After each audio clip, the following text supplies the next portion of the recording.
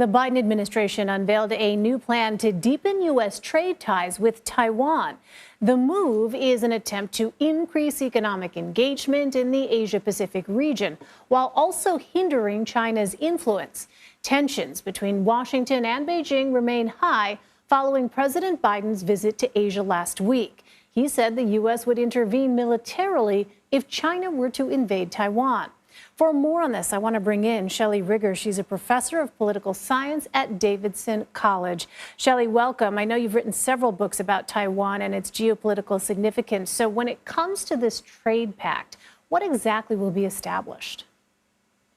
So this is an agreement or a kind of dialogue in which the U.S. and Taiwan will work on some areas of kind of mutual benefit, like clean energy and innovation, and also address some of the long-standing challenges in the economic relationship, including things like Taiwan still has some state-owned enterprises and some kind of non-market features to its economy, which are things that the U.S. has been hoping to change for a long time. So this is a process where the two sides are committing to work through both opportunities and challenges in the relationship.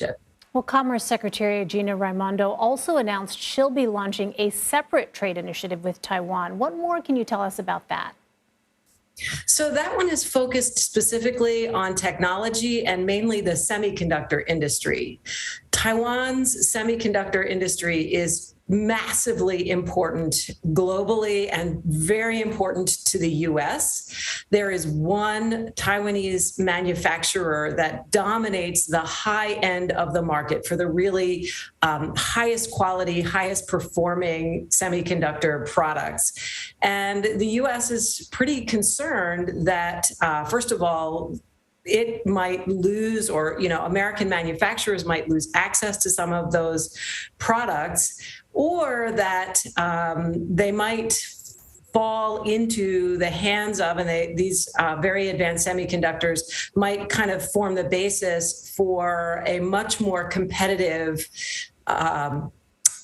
China, mainly, the People's Republic of China is mainly what we're worried about. So I think what the Commerce Secretary is trying to do is to kind of get Taiwan to sit down and talk with the U.S. about how to ensure U.S. access to Taiwan semiconductors and how to manage the exportation of very sensitive technologies that have some military applications in places the U.S. would rather those semiconductors not go. It's interesting. The U.S. has maintained a long-standing tradition of not making commitments to Taiwan. In your view, do these trade pacts violate that policy?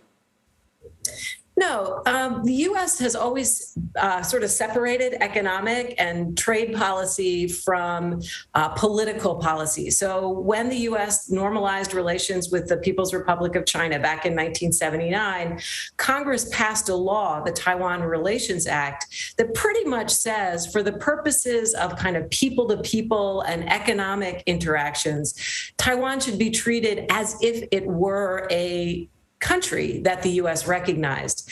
Politically, the U.S. does not recognize Taiwan. We don't have an embassy there. And the strategic military relationship is carefully managed to avoid the impression that the U.S. is giving Taiwan the status of a country in its foreign policy. But on the economic side, the TRA and generations of U.S. policymakers have said, Taiwan is a really important, very vibrant economy. It's largely a market economy with a lot of complementarity with the U.S. So we have always looked at Taiwan as a good economic partner.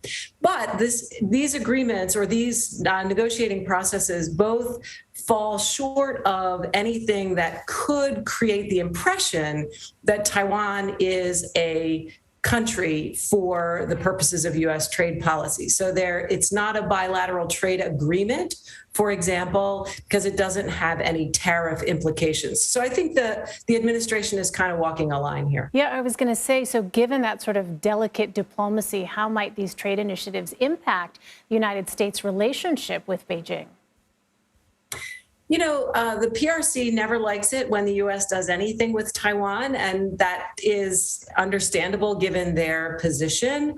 But I think the U.S. has increasingly, in the last couple of administrations, kind of late Obama through Trump into Biden, taken the view that the U.S. needs to take care of its own interests here. And as long as we are not moving things in a direction where we're putting Taiwan at risk by kind of inviting PRC retaliation, I think U.S. policymakers are prepared to push the envelope a little bit farther than was the case before about 2012. All right, we'll continue to watch it. Shelley Rigger. Shelley, thank you very much. You're very welcome. My pleasure.